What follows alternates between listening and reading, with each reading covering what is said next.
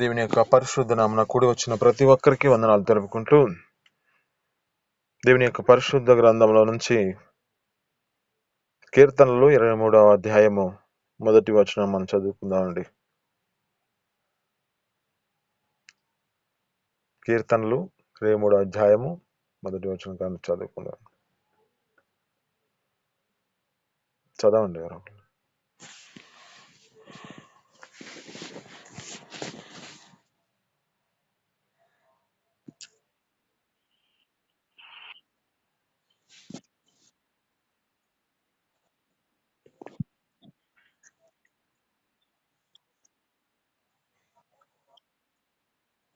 23వ అధ్యాయము మొదటి వచనం.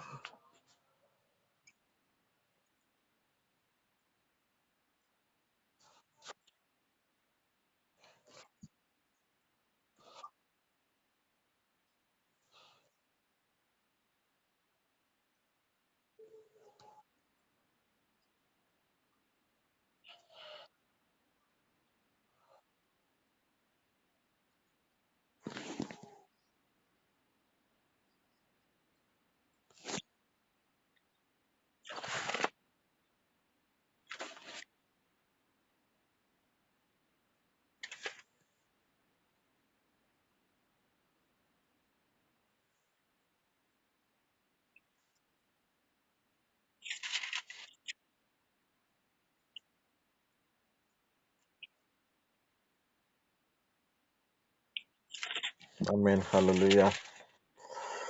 ఇక్కడ ఉన్న మాటలను బట్టి, దేవుని యొక్క లేఖనాలు బట్టి మనం చదువుకుంటే, యెహోవా నా కాపరి, నాకు లేమి కలుగదు అంటున్నాడు. ఇక్కడ ఈ యొక్క మాటలను రాసిన వ్యక్తి దావీదు గారు. దావీదు గారి యొక్క జీవితం ఏ స్థితిలో నడిపించబడది అంటే, తన చిన్ననాటి నుంచి ఎక్కువ శాతం అతని జీవితము ఒక కాపరిగా కొనసాగించబడుతున్న స్థితి. అతడు తన యొక్క స్థితిని బట్టి అతడు తన జీవితంలో పనికి రాని వాడిగా ఎంచుకొని ఆ యొక్క తల్లిదండ్రులు ఆ యొక్క వ్యక్తికి ఒక గొర్రెలను ఇచ్చి ఆ యొక్క వ్యక్తిని మేపుకోవడానికి అవకాశం ఇచ్చిన వ్యక్తి ఈ యొక్క మేపుకుంటున్న వ్యక్తి ఈ యొక్క వ్యక్తి. ఇతని జీవితం జ్ఞాపకం చేసుకుంటే, పెంట కుప్పల యొద్ద అంటే వాటితో నివాసం కలిగిన వ్యక్తిగా కనబడుతూ ఉన్నాడు. అయితే ఇక్కడ అంటున్న మాటను బట్టి ఇతడు ఒక కాపరిగా ఉన్న వ్యక్తి ఇప్పుడు అంటున్న మాట, యెహోవా నా కాపరి అంటున్నాడు. ఆ కాపరిగా ప్రభు అయిన యేసుక్రీస్తుని అంటే ఈ తండ్రి అయిన దేవుని ఎన్నుకున్నాడు కనుకనే యెహోవా నా కాపరి, నాకు లేమి కలుగదు అంటున్నాడు. అంటే నాకు కొదువ లేదు అంటున్నాడు. నాకు సమృద్ధిగా దేవుడు నాకు ఈ యొక్క జీవితాన్ని బట్టి నాకు అనుగ్రహించాడు అంటున్నాడు. అతని జీవితంలో జ్ఞాపకం చేసుకుంటే శరీర సంబంధంగా ఆశీర్వదించబడిన వాడిగా కనబడుతూ ఉంటాడు. అతని జీవితంలో జ్ఞాపకం చేసుకుంటే ఆత్మ సంబంధముగా దేవుని యొక్క సన్నిధిలో దేవుని యొక్క ఆత్మ చేత తన యొక్క సమృద్ధిని పొందుకున్న వ్యక్తిగా కనబడుతున్నాడు. అయితే ఈ యొక్క వ్యక్తి యొక్క జీవితంలో జ్ఞాపకం చేసుకుంటే ఈ యొక్క వ్యక్తి అంటున్నాడు, యెహోవా నా కాపరి, నాకు లేమి కలుగదు. నేను పచ్చిక గల చోట్ల ఆయన నన్ను పరుండజేయుచున్నాడు. శాంతికరమైన జలముల యొద్ద నన్ను నడిపించుచున్నాడు. నా ప్రాణమును ఆయన సెద తీర్చుచున్నాడు. ఆమేన్, హల్లెలూయా. ఈ యొక్క వ్యక్తి జీవితంలో జ్ఞాపకం చేసుకుంటే ఏ స్థితిలో ఉన్నాడంటే, ఇతని జీవితంలో ప్రాణాన్ని సెద తీర్చుకునే స్థితిలో ఉన్నాడు. ఆ పచ్చిక గల చోట్ల ఆయన నన్ను పరుండ చేస్తున్నాడు అంటున్నాడు.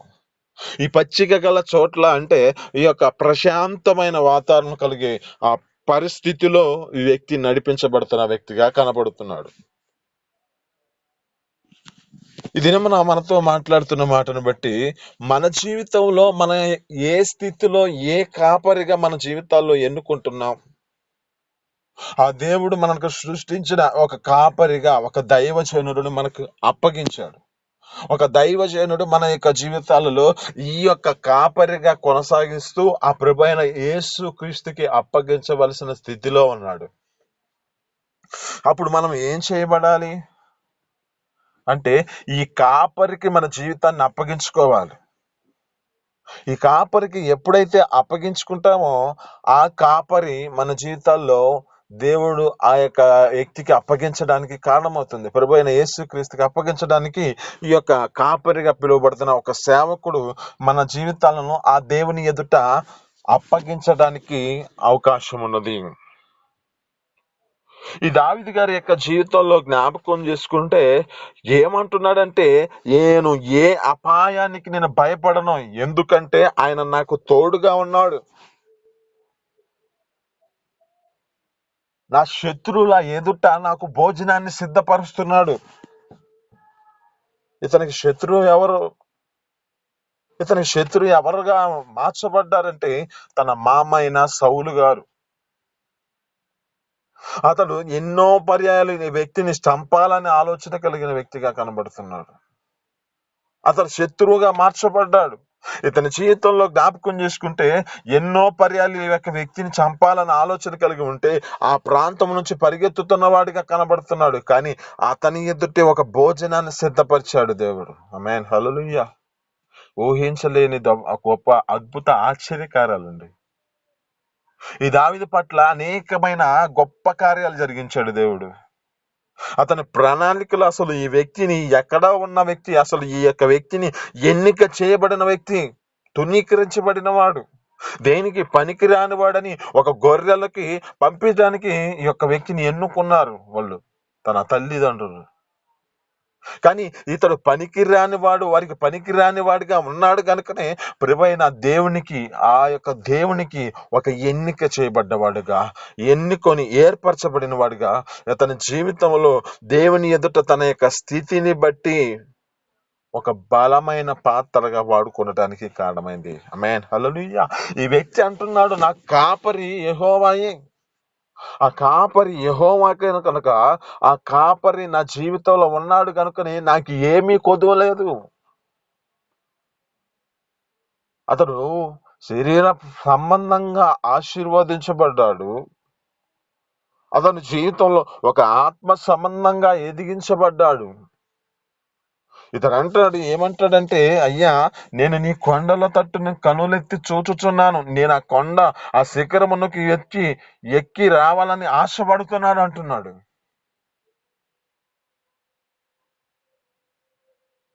ఈ యొక్క జీవితంలో జ్ఞాపకం చేసుకుంటే ఆయన అంటాడు, ఏమంటాడంటే, అయ్యా నీ సన్నిధిలో సంపూర్ణమైన సంతోషం ఉందయ్యా, నీ కుడి చేతిలో నిత్యములు సుఖములు ఉన్నాయయ్యా అంటున్నాడంటే ఇతని జీవితంలో వాటిని అనుభవించాడు కదా, వీటిని వారి జీవితంలో మేలును పొందుకొని జీవించగలిగిన వాడుగా ఉన్నాడు కదా.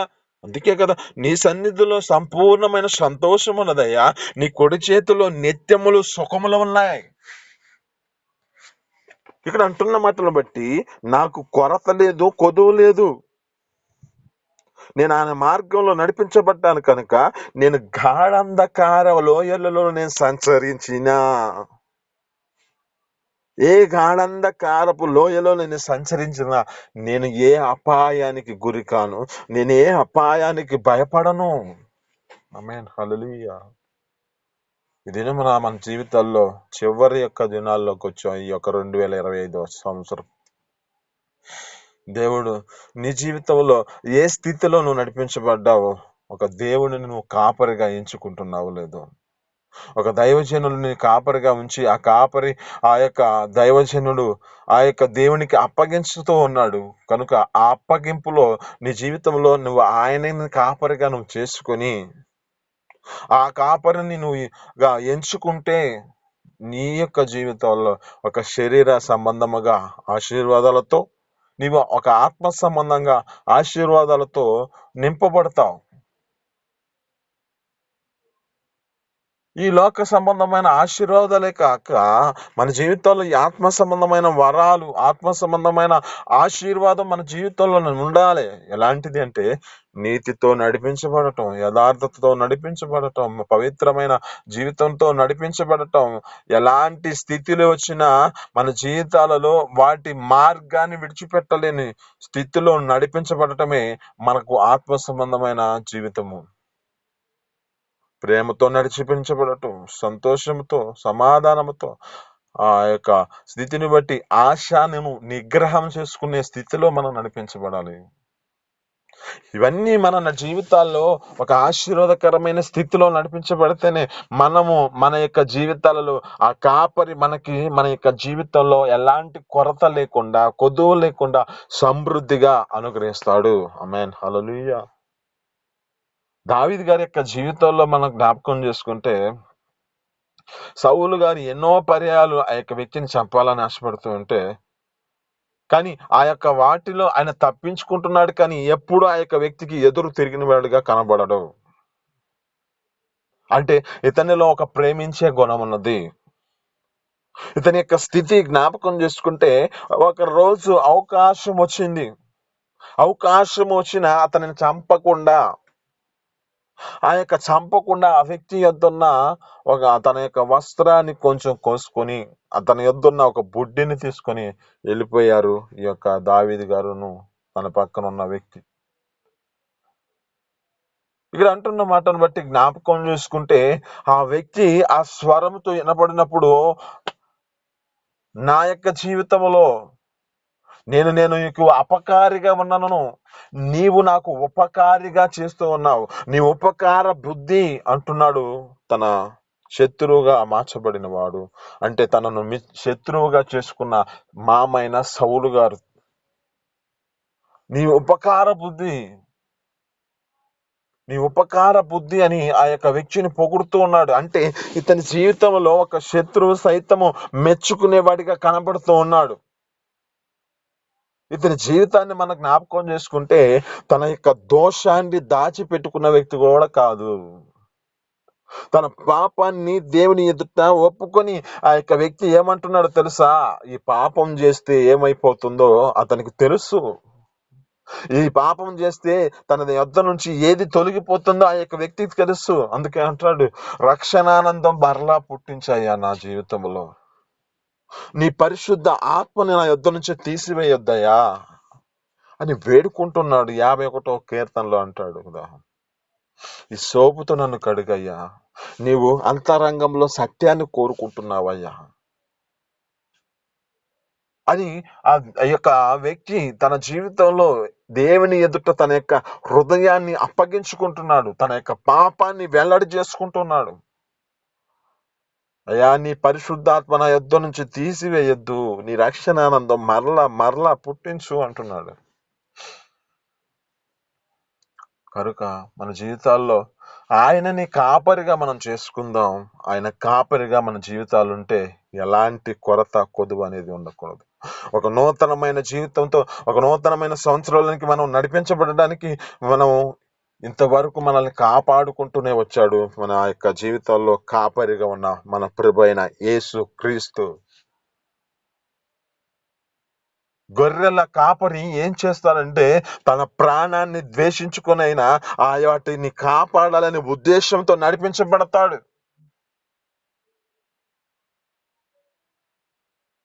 ఏ గొర్రె తప్పిపోతుందో, ఏ గొర్రె ఏ స్థితిలో బలహీనమైపోయిందో, ఏ గొర్రె ఎలాంటి జీవితాన్ని కలిగి ఎలాంటి రోగాన్ని కలిగి ఉందో దానిని గురించి ఆ యొక్క వ్యక్తి బాధపడుతూ బాధ్యతను తీసుకునే వ్యక్తి కాపరిగా ఉన్నాడు. ఆ వ్యక్తి దానిని చూసి తన యొక్క స్థితి ఎలాంటి బలహీనమైన స్థితిలో ఉందో, తన జీవితం ఏది ముందుకు కొనసాగించలేని పరిస్థితిలో దేనిలో కృంగిపోయిందో దానిని చూసి ఆ వ్యక్తి కృంగిపోయిన జీవితాన్ని లేవనెత్తి మరలా నడిపించగలిగిన వాడు కాపరి. ఈ కాపరిగా, ఒక సేవకుడిగా పిలువబడుతున్న కాపరిని ఎంత త్యాగం చేస్తున్నాడో మన ప్రభువైన యేసుక్రీస్తు దానికన్నా మించి నీ కోసం త్యాగం చేశాడు. ఆయన ప్రాణాన్ని నీ కొరకు ఇచ్చాడే. కాపరిగా మార్చబడిన వాడు, గొర్రెల కాపరి తన ప్రాణాన్ని గొర్రెల కొరకు ఇచ్చాడు. నేనే నిజమైన కాపరిని అంటున్నాడు ప్రభువైన యేసుక్రీస్తు. ఆయన ఎంతగా మనల్ని ప్రేమించాడు. ఎన్నో సమస్యల చేత, ఎన్నో ఇబ్బందుల చేత మనం బాధపడుతున్న స్థితిలో కూడా మనల్ని బలపరిచి వాక్కుల ద్వారా తమ యొక్క జీవితాలలో ఏ స్థితిలో నడిపించబడ్డామో తగిన సమయంలో సందర్భాన్ని బట్టి దేవుడు ప్రతి దినాల నీతో వాగ్దానం చూపిస్తూ నిన్ను నడిపించాడే. మేత మన జీవితాలలో కొదువై ఉన్న మేతని సమృద్ధిగా అనుగ్రహించాడే. నువ్వు ఏ స్థితిలో నడిపించబడ్డావు, ఏ పరిస్థితిలో నీ జీవితం ఉన్నదో, ఏ కష్టంలో నీ జీవితం ఏదుందో, ఏ వేదనకరమైన జీవితంలో ఉన్నావో, అప్పుడు నీతో ఆ యొక్క వ్యక్తి ప్రభువైన యేసుక్రీస్తు ఈ వాక్యం అనే వాక్యం ద్వారా నీ జీవితంలో నడిపించబడ్డాడే. ఈ వాక్యం అనే నీ జీవితంలో ఇది నడిపించబడినప్పుడు ఈ వాక్యాన్ని, మేత అనే వాక్యాన్ని నువ్వు ఆస్వాదిస్తున్నావా, లేక దానిని విడిచిపెట్టే పరిస్థితిలో నువ్వు ఉన్నావా? ఎన్నో వాక్యాలు మనతో దేవుడు మాట్లాడుతున్నాడే. శ్రమల దినమును నువ్వు కృంగి నీడలు నువ్వు చేతగానే వడగుదు అంటున్నాడు. నువ్వు శ్రమలో మొరపెట్టి నీడలు నీ జీవితంలో నేను ఆలకిస్తానని చెబుతున్నాడు కదా దేవుడు. నేను నీకు ఆరోగ్యం కలుగజేస్తాను, నీ గాయాలను మాన్పిస్తాను, నీ జీవితంలో నీవు కన్నీళ్లు విడిచావు కనుక నేను చూశాను, నీ యొక్క ప్రార్థన నేను అంగీకరించుతున్నాను. ప్రతి విషయాలలో మన జీవితాలలో ఏది కొదవలేదండి. మన జీవితాల్లో ఆత్మ సంబంధంగా మనం ఆశీర్వదించబడాలి. ఈ శరీర సంబంధమైన ఆశీర్వాదాలు ఎంతవరకు అంటే మనిషి జీవితంలో బ్రతికినంత కాలము ఆశీర్వాదాలు, శ్రమలు, బాధలు ఉంటాయి. కానీ నీ జీవితంలో ఒక సంపూర్ణమైన సంతోషం ఉన్నది అంటే ఆయన సన్నిధిలోనే. నీ యొక్క జీవితంలో సంపూర్ణమైన విడుదల ఉన్నదంటే ఆయన మనకిచ్చిన ఈ వాక్కుల ద్వారానే. ఈ వాక్యాన్ని మన జీవితంలో నెరవేర్చుకుందాం. ఈ వాక్యానుసారంగా మనం జీవిద్దాం. ఎందుకంటే లోకములో ఉన్న పరిస్థితులన్నిటినీ, లోకములో ఉన్నవి అన్ని ఒక దినాన్ని గతించిపోతాయి. అందుకే మొదటి పేతురు రాసిన పత్రిక 2వ అధ్యాయం 17వ వచనంలో అంటాడు కదా, లోకములో ఉన్నదంతయు శరీరాశ, నేత్రాశ, జీవడంబం ఇవి తండ్రి వలన పుట్టినవి కావు అంటున్నాడు. మనిషి జీవితంలో ఇవే మనిషిని శ్రమకు గురి చేస్తున్నాయి. మనిషికి ఇవే వారి జీవితాల్లో ప్రాణాన్ని వారి జీవితాల్లో కోల్పోయే పరిస్థితులు కలగజేస్తున్నాయి. ఒకసారి మీరు జ్ఞాపకం చేసుకోండి, ఒక జనవరి దినము మొదటి దినము నుంచి ఇంతవరకు ఎన్నో ఈ సంవత్సరంలో అపాయకరమైన స్థితిలో మనకి వినబడుతున్నాయి. స్వరం వినపడుతుంది. ఆ స్వరం కానీ దేవుని కృప మనల్ని విస్తరించింది కనుక ఆ స్వరము మన యొక్క జీవితాల్లో, మన కుటుంబాల్లో ఎలాంటి అలజడి చెందనేకుండా దేవుడు సురక్షితంగానే మన కుటుంబాలను కాపాడాడు కదా.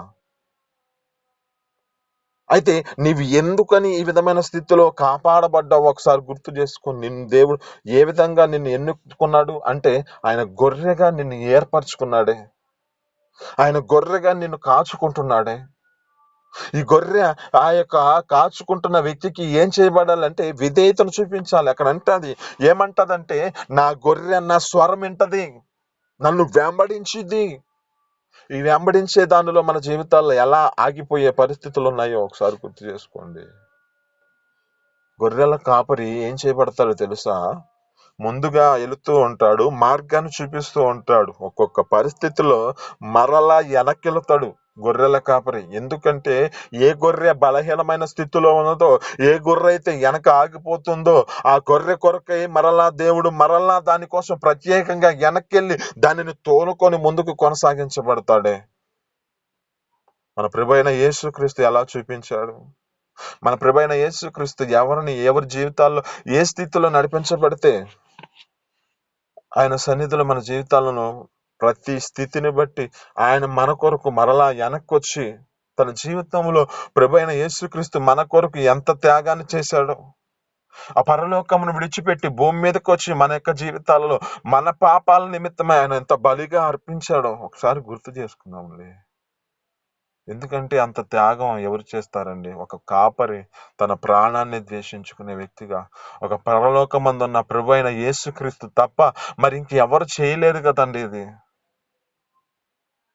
పరలోకమందున్న ఆ యొక్క ప్రభువైన యేసుక్రీస్తు తర్వాత మన యొక్క జీవితాల్లో ఉన్న వ్యక్తులు ఎవరన్నా ఉన్నారంటే ఒక దైవజనుడు.